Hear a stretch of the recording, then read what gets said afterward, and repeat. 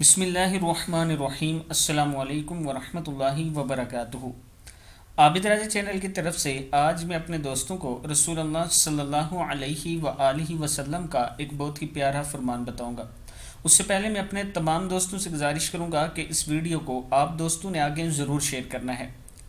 اللہ کا وعدہ ہے جو ان کلمات کو کہے گا اس کو آگ نہیں کھائے گی۔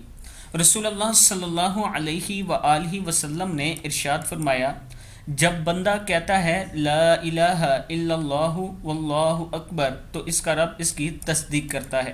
جب بندہ کہتا ہے لا الہ الا اللہ وحدہ تو اللہ تعالیٰ فرماتا ہے میرے علاوہ کوئی معبود نہیں، میں اکیلا ہوں۔ جب بندہ کہتا ہے لا الہ الا اللہ وحدہ لا شریک لہ تو اللہ تعالیٰ فرماتا ہے میرے علاوہ کوئی معبود نہیں، میرا کوئی شریک نہیں۔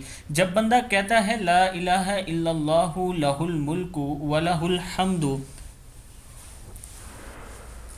تو اللہ تعالیٰ فرماتا ہے میرے علاوہ کوئی معبود نہیں، میرے لیے ہی بادشاہی ہے اور میں ہی ہر قسم کی تعریف ہے اور میرے ہی لیے ہر قسم کی تعریف ہے۔